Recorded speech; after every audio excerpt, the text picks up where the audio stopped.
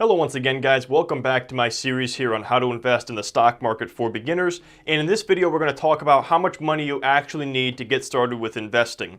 Now the earlier videos in this series I did in PowerPoint form with my head in the corner, and I find that depending on the information I'm covering, sometimes it makes more sense to do a PowerPoint, and sometimes this will do just fine doing a whiteboard presentation here. And I think it's a little bit more interesting to have the whiteboard presentation than the PowerPoint. So I'm going to be doing a blend of both of these going forward just to mix it up and hopefully break up some of that monotony of the PowerPoints. But anyways, in this video, we're going to talk about how much money you actually need to get started with investing.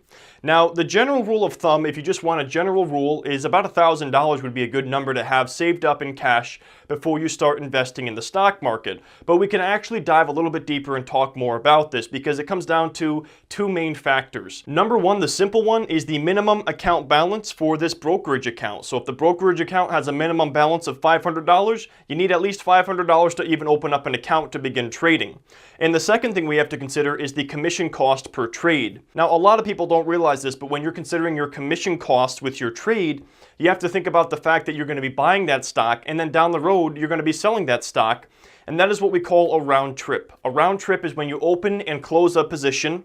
And so when you're looking at the commission costs of different brokerages out there, you actually have to double that number because you're going to be buying it and down the road you're going to be selling it. So let me go ahead and give you guys a couple of examples of different brokerages out there and what they are charging for commission and what the minimum account balance is. And again, I'm not affiliated or getting any kind of kickback from these guys. I do have a Robinhood affiliate link in the description, so I get a free stock and you do as well if you join. But other than that, I have no affiliation to any of these brokerages. So Robinhood has a $0 minimum account balance and they charge $0 for commission. However, they are only available to people in the United States, and most of my viewers are actually international. So that recommendation is not really that good for people outside of the US. Now, TD Ameritrade, on the other hand, they have a $0 minimum account balance and they charge $6.95 per trade.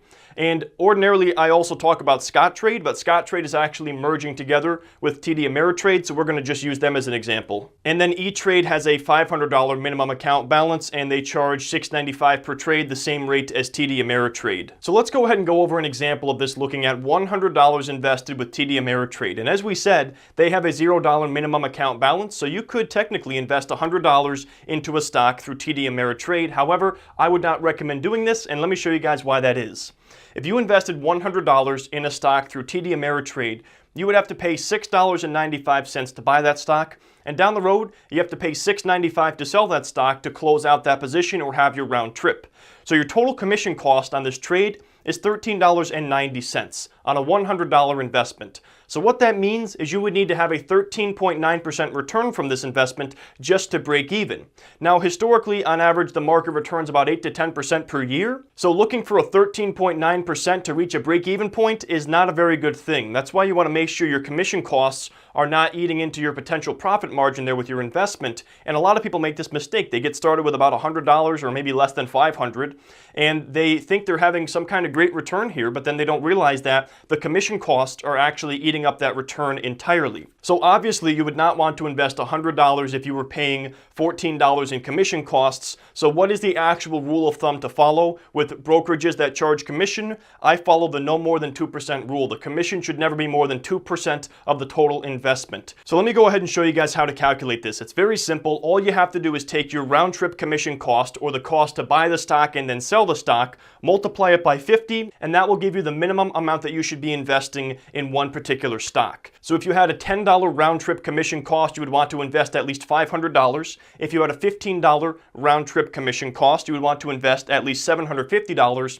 And if you had a $20 round trip commission cost, first of all, you probably want to find a different brokerage, but other than that, you're going to want to have a $1,000 investment in that particular stock. So if you're out there and you're looking to invest in the stock market and you're paying commission to brokerages, I would follow the 2% rule to make sure you have enough skin in the game to offset those commission costs. But if you do live in the US, you can open up a Robinhood account, and there are other options out there available as well for trading. I know a lot of people recommend apps to me all the time. I don't have time to look at all of them, but I know there are different options out there for commission-free trading. But if you're in the US, you can trade commission-free with no account balance, and you don't have to worry about any of this stuff.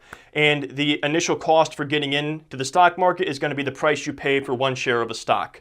But other than that, I would recommend following this 2% rule outlined here. But anyways, guys, that's going to wrap up this video. I hope you guys enjoyed it. If you're new to my channel, please consider subscribing to be notified notified of any future uploads. And as always, I thank you for taking the time to watch this video. If you are interested in learning more about investing in the stock market, I've created a free course just for you.